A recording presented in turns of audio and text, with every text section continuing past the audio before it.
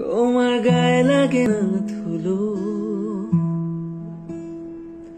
আমার দুমুঠো চাল। তো ঠান্ডা তো চলেই গেল, তো পিকনিক এখনো যায়নি। পিকনিক শেষ হবে না হয়তো ঠান্ডা থেকে অ্যাকচুয়ালি সবার পিকনিক খাওয়াটা স্টার্ট হয়।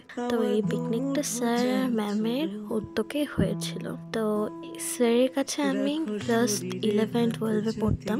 তো তখন অনেক বলেছি স্যার পিকনিক যাব, পিকনিক খাবো, স্যার পিকনিক করো। স্যার একদম রাজি হয়নি পিকনিকের জন্য।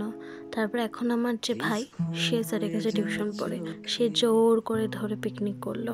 আর রান্নার দায়িত্বে ছিল মা আর আন্টি, আর আমার ননার সবকিছু গোছাগুছি দায়িত্ব ছিল।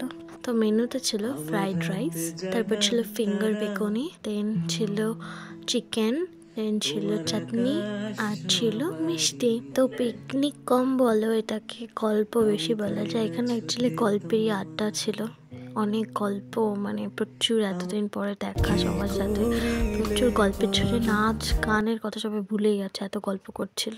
অ্যাকচুয়ালি এটাকে বলা যায় গল্পের হাট বসেছিল আমার বাড়িতে। তো সবাই খেতে পেরে গেছে, এবার শোনো কি বলে স্যার।